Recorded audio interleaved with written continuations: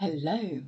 Today we are going to talk about the power of words, spoken words, and those words we tell ourselves in our heads, which we call inner talk.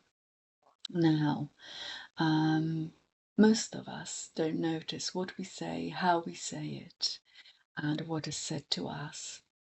It is easy to manipulate people through words, as we've seen, through advertising, marketing, and in politics. So, this is why it's so important to be aware of the power of words. Why? Well, first of all, they shape our physical brain. Secondly, they affect our mind, what we believe to be true, and our body. So, for instance, if you listen to the news and hear words like fear, adversity, um, warning, etc., you might not be aware, but your mind catches those words and your body reacts. How? Well, your body gets flooded with stress hormones because it wants to keep you safe. And because those words imply danger, therefore, your mind wants to keep you safe. And so your body responds accordingly. It is all connected. Your mind and body are connected. There is constant feedback going up and down. This is why it is so important to be aware of all the things that we listen to, watch, say to others and to ourselves. And remember, the subconscious learns through repetition. Let me remind you that the subconscious mind is often compared to an iceberg. Whatever is above the water is your conscious mind. Everything beneath the surface is the subconscious mind. The subconscious mind is vast and extremely powerful. The conscious mind governs about 5% of our behavior. However, the subconscious mind governs about 95% of our behavior. So it's extremely powerful. But the subconscious mind doesn't use logic. It doesn't have that facility. So it learns through repetition. If you keep listening to the same things, keep saying the same things, like poor me, I'm not good enough, or life is hard, no one likes me, I'm not lovable, etc., etc. The subconscious learns because it keeps hearing these messages. So it eventually accepts them as true. And once the subconscious mind accepts something as true, it will make sure that it will be true for you in your life. And so you can see it's a closed loop.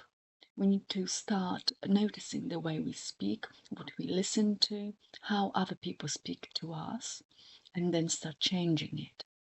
And once we start changing it, the subconscious will listen to the new messages and start learning new truths for us. So, for instance, I am abundant, I attract the right people and circumstances into my life, I am worthy of the best things in life, etc. So, these are just examples. You can call them affirmations if you like. But once you start using similar language, those messages become normal to you. Because again, the subconscious will learn through repetition.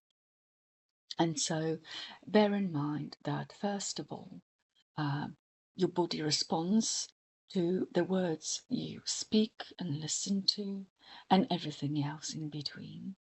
And then the mind listens to everything around you as well and learns through repetition.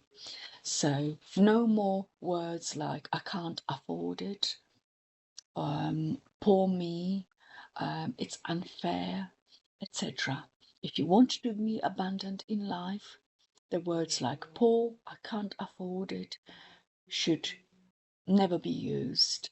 if you want to be in a healthy relationship, loving, respectful relationship, then things like I'm not enough, or it's unfair, or I'm not good enough need to go too. Such expressions are detrimental to us. They imply we are victims of our circumstances and we can't change our circumstances. And such messages will keep us stuck. So they have to go. So if you have recognized any of those, or you have other examples, I suggest you write them down and write an alternative, more positive alternative, and start questioning those messages that you have been giving to yourself. Maybe someone else has instilled them in you in childhood, for instance, or your life circumstances have convinced you you are not good enough. Whatever that might be, start questioning such messages and start writing positive messages that will help you move forward in life. Remember, words shape our physical brain. They have a tremendous impact on our body, and they shape our personality, and our personality shapes our personal reality.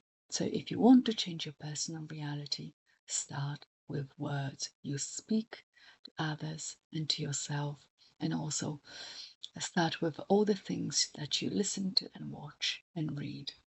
And I suggest they need to start to be more positive, more inspiring and uplifting, so that you can change and improve your life circumstances and start attracting those beautiful things into your life. And on that note, good luck and see you in the next episode.